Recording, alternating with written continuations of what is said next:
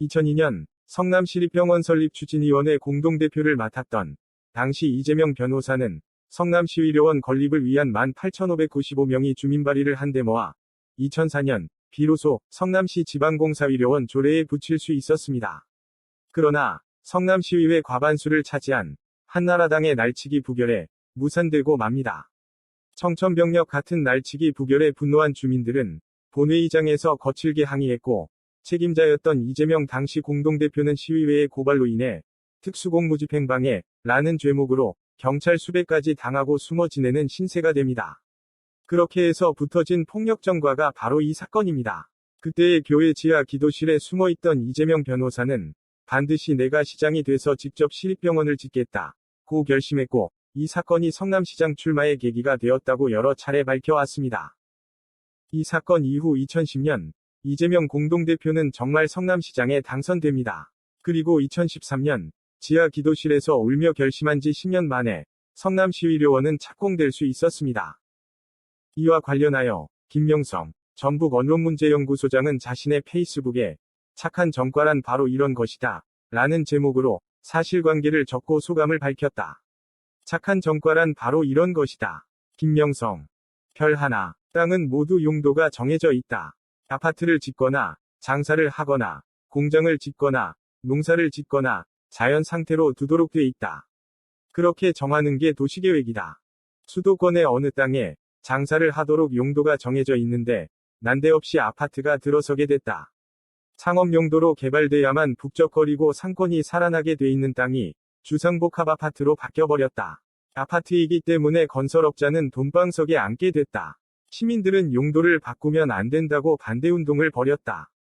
KBS PD가 시민들의 반대운동을 취재하기 위해 시민운동가를 인터뷰하러 왔다가 시장과 통화하면서 검사를 사칭했다.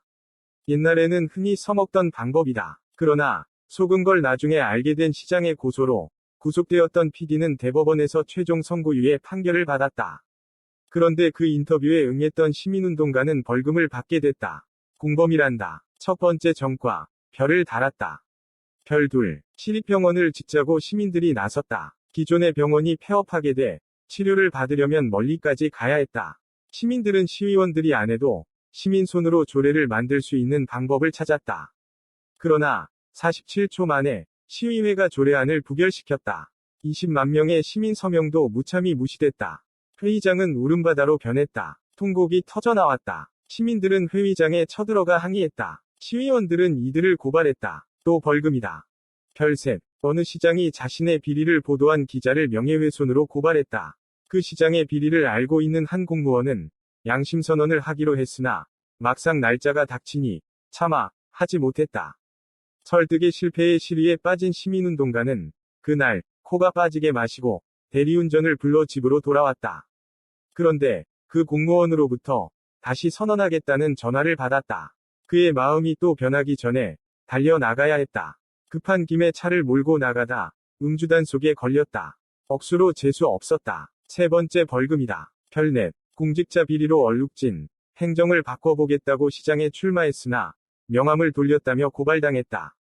상대 후보는 더 심했지만 멀쩡하고 자기만 억울하게도 벌금 50만 원. 네 번째 전과다. 전과는 범죄행위에 대한 국가의 처벌이다. 그러나 그 범죄가 시민을 위해 뛰다가 보복을 당하거나 엉뚱하게 처벌되거나 뜻하지 않게 당할 때 우리는 착한 전과라고 부른다. 착한 별을 4개나 단 그 주인공은 바로 이재명이다.